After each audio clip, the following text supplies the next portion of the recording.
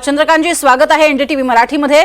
दोन्ही ठाकरे बंधू एकत्र आलेत असं म्हणायचं का? या मराठी मुद्द्यावर दोघे एकत्र आलेत एक आनंदाची गोष्ट आहे ना।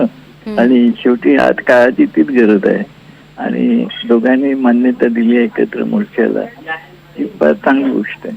पण तुम्ही बऱ्याच काळापासून प्रयत्न करताय दोघांनी एकत्र यावं यासाठी, ही संधी नामी संधी वाटते तुम्हाला?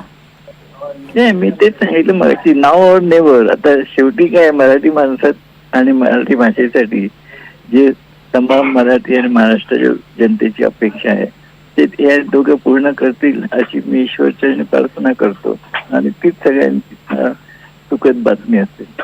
अगदी। चंद्रकांतजी, तुम्ही कोणत्या मुद्द्यावरती दोघांना एकत्र येण्यासाठी यापूर्वी प्रयत्न केलेले होते आणि अखेर आता यश येते?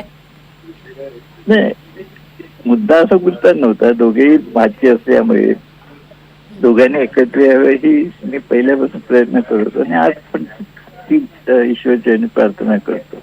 बरं, पण आता हा मराठीचा मुद्दा म्हणजे हिंदी सक्तीचा विरोध करत हे दोघे जण एकत्र येत आहेत, हे पुढे कायम एकत्र राहतील याची तुम्हालाही शाश्वती आहे का? नाही, ते दोघे ठरवतील ना, मी कोण सांगणार। आणि आपण फक्त शुभेच्छा द्यायच्या आणि चांगलं हित ते चिंता येतं एवढी आपल्याकडे हे आहे। शेवटी त्या दोघांची मत आणि मन एकत्र करतील त्या दोघांचा प्रश्न आहे ना। अगदी। पण मामा म्हणून तुमचे अर्थातच जवळचे संबंध आहेत दोघांशी, आणि त्याचबरोबरीनं तुम्ही जे हित म्हणताय महाराष्ट्राचं हित, हा सुद्धा एक महत्त्वाचा मुद्दा आहे। या दोन्ही अँगलनी बोलताना दोघांच्या प्रतिक्रिया काय असतात दरवेळी?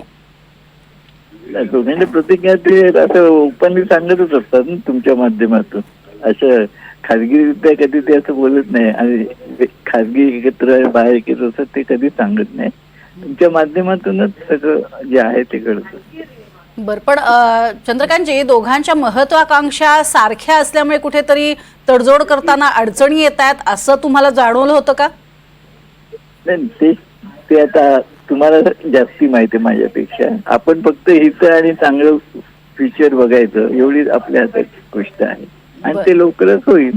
ठीक आहे, अगदी। चंद्रकांतजी, आता हे जे दोघे जण एकत्र येत आहेत या मोर्चाच्या निमित्तानं, पुढे जाऊन तुम्ही काय सल्ला द्याल त्यांना, एक वडिलकीच्या नात्यानं, मामाच्या नात्यानं आणि एक महाराष्ट्राचे सजग नागरिक या नात्यानं?